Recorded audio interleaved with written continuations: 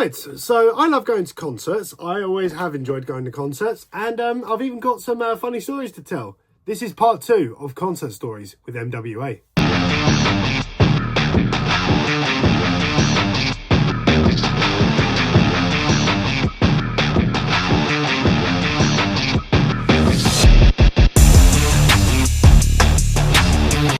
How's it going again, everyone? Welcome to MWA. My name is Alex, and today I've got some more concert stories that I think you might enjoy. This is quite a funny part of my life, going to concerts. Some of this has actually happened even off camera, but I hope you guys enjoy this video. Don't forget to leave it a like and subscribe if you like this sort of thing, and there'll be more episodes along the way, so hope you enjoy. We're going to start off strong with this one. I'm going to be talking about when I went to see All Time Low in the over Wembley. This was my first time seeing them. I went with Jess and one of her friends, and I went with one of my friends, James. Really enjoyed this gig. It was really fun.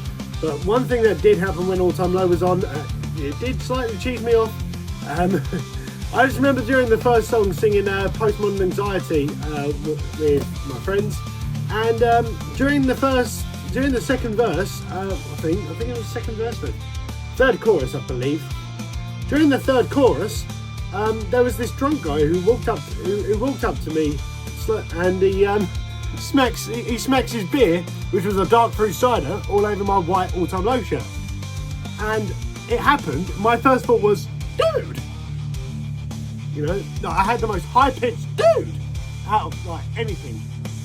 You're going to say, I can imagine some fans are going to make this their message alert from now on. Here you go, dude. Hope you're happy. Yeah, I still had a good time at the show. I did shout dude. He did apologise, but he was an absolute tart throughout the whole show. He was an absolute moron. He was trying to instigate a mosh, and then when All Time Low instigated a mosh, which you'll see in this clip coming up.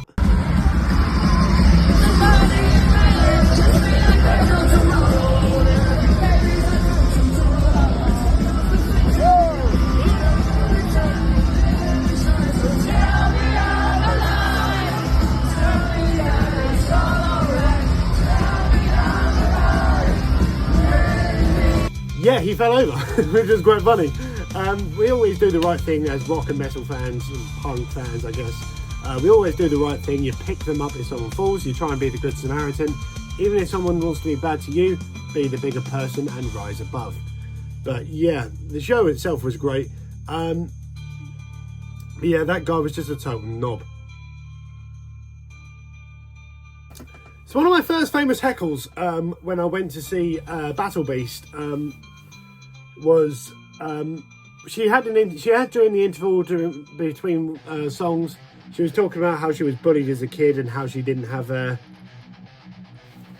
she met her band after being bullied and so on and so forth. She said to the crowd, I want to see how many people have been bullied. I mean, I put my hand up, a few others put their hand up. I mean, I was bullied quite a bit. I know what it's like. I know it sucks. If you're a bully, do better. Right. Onto the heckle, I tried to put my own funny spin on it, and as she got ready to talk, I shouted this. That's right. Fuck those bullies, that's what I said.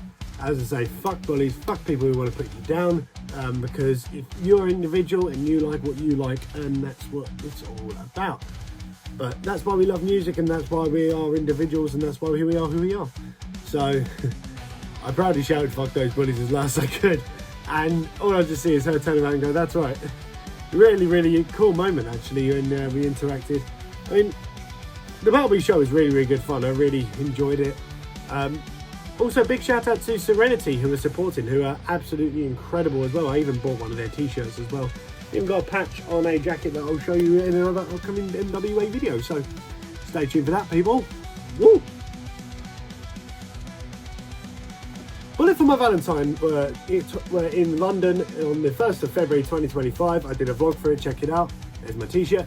Also playing that night was Trivium, and supporting the whole thing was a band called Orbit Culture, who played at Download Festival this year. Was good fun to see the whole gig. It was really enjoyable. I got the barrier for it as well, which was really cool, and you also saw the golden clip on the first time we lost Ben. Really cool gig, really had fun. And I also caught the guitar pick from Trivium, which was really excellent. How I got this guitar pick, there was a gentleman who was walking past in an Orbit Culture t-shirt. I threw him the horn, said I liked his shirt, and he put the guitar pick in between the horns part. I hold my hand, I was like, oh my god, thank you so much, I got a Trivium guitar pick. I was so happy, I was so chuffed. Natalie was so jealous, I remember. So if you're watching, Natalie, I'm so sorry.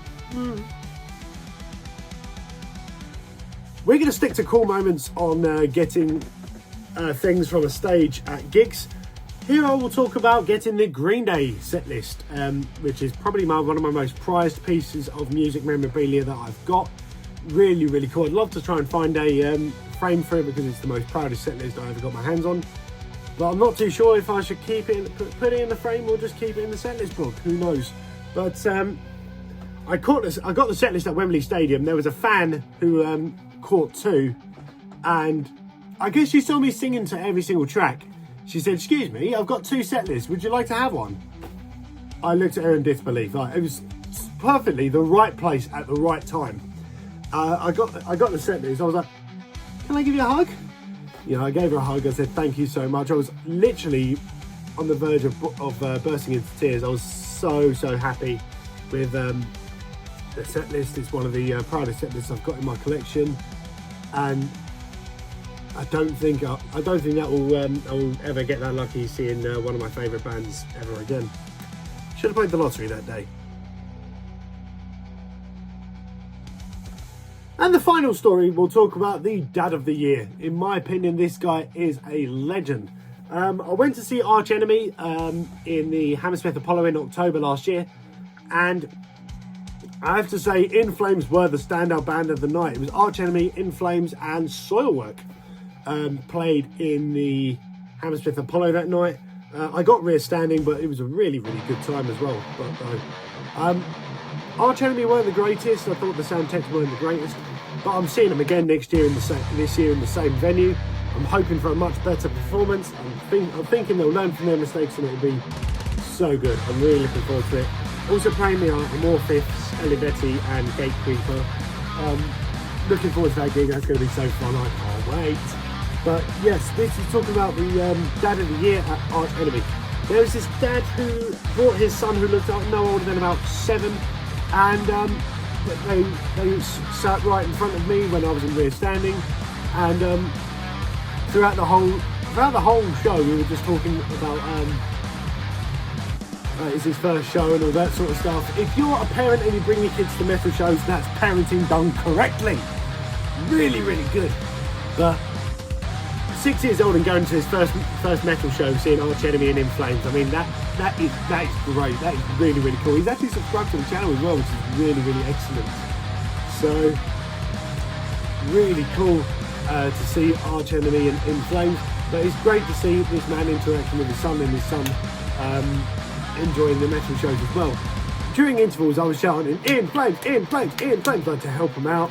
And then during the interval they were talking about, I was away from Sweden and we shouting meatballs. And the singer actually, I think everyone in the crowd clocked on that it was me that was doing all the chanting, and the lead singer said, "I didn't think we'd get the crowd started over meatballs at a metal show." Metalheads are the best crowd, and you, sir, are a legend for taking your son to Arch Enemy and In Flames. Rock on, dude. If you have any fancy concert stories you'd like to share, definitely leave a like on this video. Subscribe to MWA for more videos like this. Comment down below your favourite bands and I'll get to it as well. Don't forget to like, comment, subscribe to MWA. Do your best and see you in the next video. Take care. Bye bye.